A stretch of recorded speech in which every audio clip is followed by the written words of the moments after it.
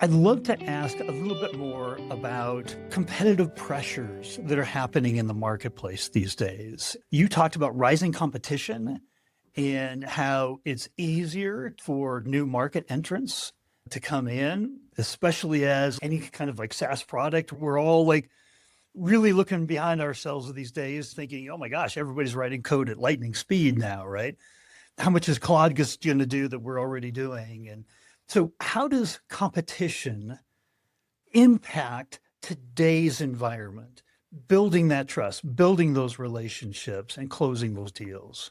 I think that, yeah, the barrier to entry for like a market entrant to create and develop technology is pretty low.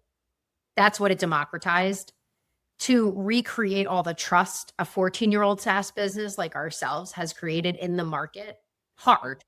That's where the barrier to entry has somewhat of a wall.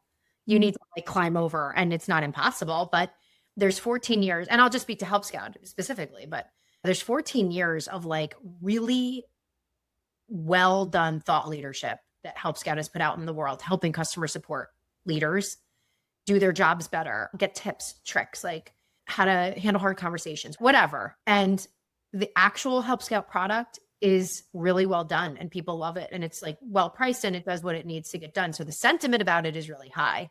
So those two things together, when somebody's then asking an LLM who they should use, because this is the new search way people are finding products, we end up showing up very high. And so we will continue to prioritize human developed thought leadership and content and just like a human focus on our brand, because I do think people can recognize a difference today and they value that. I do think that's where the trust is happening. I don't know yet what's happening with the AI native companies related to how they're acquiring new customers in this new market. Certainly companies like Sierra and Decagon are clearly not having challenges doing that. They're way up market from us, but they're AI native and they're growing like a weed. So they've also have some secret sauce too to how they're thinking about the growth of their company. It's just different than how we are.